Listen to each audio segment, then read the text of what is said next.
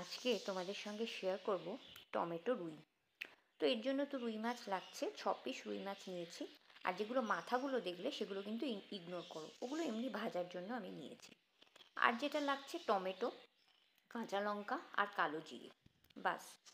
আর কড়াইতে সর্ষের তেল পরিমাণ মতো দিয়ে দেবে। মাছগুলো প্রথমে নুন হলুদ মাখিয়ে প্রায় 15 মিনিট থেকে আধ ঘন্টা আমি রেখে দিয়েছিলাম। আর তারপরে পরপর মাছগুলোকে হালকা করে ভেজে নেব। আর সবার আগে বলবো, মাছগুলো কিন্তু একটু ফ্রেশ বা টাটকা মাছ নেবে, ফ্রিজে রাখা মাছ কিন্তু নেবে না। আর তারপরে মাছ ভেজে তুলে নেবার পর ওই তেলে ফোড়ন দেবে কালো জিরে, আর তার সঙ্গে দিয়ে দেবে 1 চামচ পরিমাণ হলুদ। এই ফোড়নের মধ্যে দিয়ে দেবে তারপরে বেশ খানিকটা জল। জলটা উষ্ণ গরম জল দেবে। তো দিয়ে খানিকক্ষণ রাখবে, নাড়াচাড়া করবে, মশলাটার সঙ্গে মিশিয়ে নেবে। মশলা থেকে যখন একটু হালকা তেল তেল ছাড়তে শুরু করবে, আর গ্যাসটাকে একটু হাই ফ্লেমে রাখবে, মানে মিডিয়াম টু হাইতে রাখবে। তো এই অবস্থায় এলে এরপর এর মধ্যে যেটা দিয়ে দেবে সেটা হচ্ছে দিয়ে কেটে রাখা টমেটো।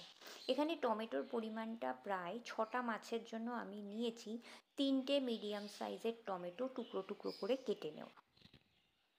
তো এইবার টমেটো দেবো, আর তার সঙ্গে দিয়ে দেবো 2 কি 3টে কাঁচা লঙ্কা। কাঁচা লঙ্কার পরিমাণটাও কিন্তু আমি 6টা থেকে 7টা রেখেছি। এখন 3টে মতো কাঁচা লঙ্কা দিয়ে দেব, দিয়ে ভালো করে টমেটোটাকে নরম হবার জন্য রাখবো।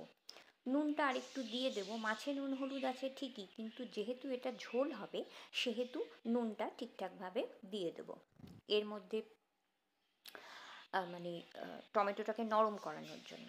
এবার যতক্ষণ টমেটোটা নরম হচ্ছে, এই যে ঠিক এই পর্যায়ে চলে আসবে, তখন এর মধ্যে তোমরা যেরকম ঝোল চাইছো সেরকম পরিমাণ মতো ঝোল দিয়ে দেবে।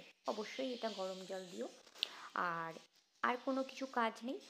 আর এরপরে যেটা করব সেটা হচ্ছে গিয়ে তোমার মাছগুলোকে ছেড়ে দেবো। 6টা মাছ আমি নিয়েছি। অবশ্যই পেট, গাদার পিস সবই চলে। আজকে আমি 6টা গাদার পিস নিয়েছিলাম। তো 6টা গাদার পিস এর মধ্যে মিশিয়ে দেবো। দেখছোই ঝোলটা আমি এমনটাই পরিমাণ মতো দিয়েছি যাতে মাছগুলো ডুবে যাচ্ছে। তো যথারীতি আর কোনোই কাজ নেই, হালকা একটু ফুটিয়ে নেবো মাছগুলো দিয়ে, যেরকম ফুটিয়ে নেয়। আর তারপরে যেটা করব সেটা হচ্ছে গিয়ে, যেহেতু টমেটো সেহেতু হালকা একটু মিষ্টি মিশিয়ে নিতেই হবে, ওই 1 চামচ থেকে 1/4 চামচ মতো চিনি। আর এরপরে কাঁচা লঙ্কাগুলোকে আমি মাঝখান দিয়ে একটু ফালা করে নিয়েছি, মানে কেটে নিয়েছি মধ্যিখান থেকে, নিয়ে জাস্ট ঝোলের মধ্যে ওপর থেকে ছড়িয়ে দেবো। আর কোনো কাজ নেই, ঝোল বন্ধ করে দেবো আর গরম গরম ভাতের সঙ্গে সার্ভ করব।